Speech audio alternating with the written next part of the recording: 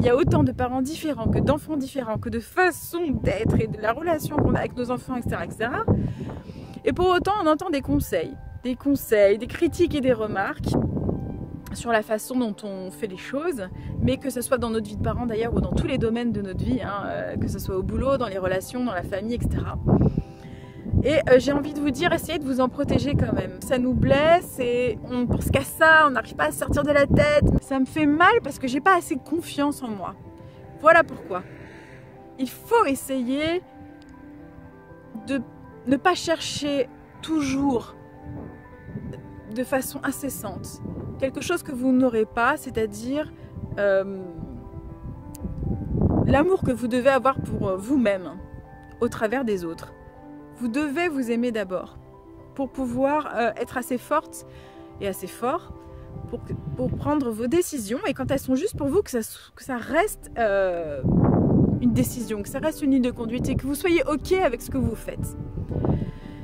Accoucher à la maison, mettre votre enfant dans une école Montessori ou le faire simplement l'école à la maison.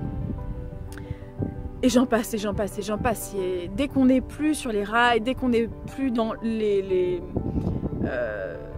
qui est un petit peu des conventions de faire comme ça, de mettre son enfant au monde dans un hôpital en position gynéco, de le mettre après à l'école, etc., etc.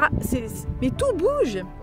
Tout bouge. Et heureusement, parce que si ça devait rester comme ça pendant encore 50 ans, 100 ans, 200 ans, 300 ans, mais heureusement que ça bouge. À l'époque de nos grands-parents et de nos parents, c'était déjà différent et heureusement, il faut que ça bouge. Donc, les parents qui font différemment de vous, c'est OK, c'est bien, ça bouge.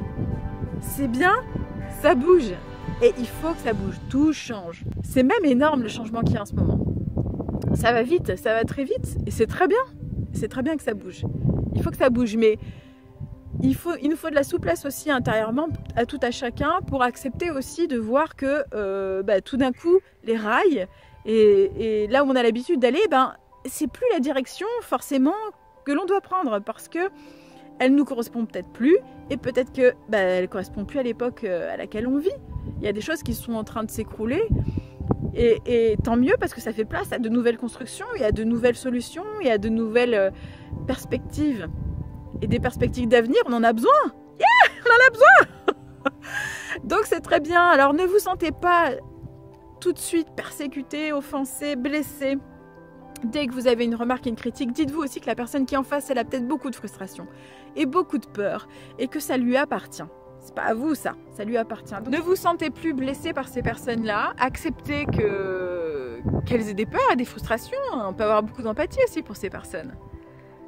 Mais essayez vraiment de rechercher d'abord une estime de vous et une confiance pour sentir que vous êtes juste avec vous-même et que c'est OK et que vous n'avez pas besoin de l'approbation de l'autre et de cette valorisation que vous attendez de l'autre. Cherchez déjà ça en vous-même et ensuite, voilà, dites-vous aussi que cette personne-là qui est en face de vous, elle est peut-être pas capable de vivre ce que vous vivez, c'est peut-être pas le moment pour elle, peut-être que ça ne le sera pas avant longtemps, peut-être jamais. Et donc du coup, c'est pas possible de comparer, c'est pas possible de se projeter là, ok? Donc vraiment, tenez bon le cap, c'est juste pour vous, c'est ok pour vous, c'est bon.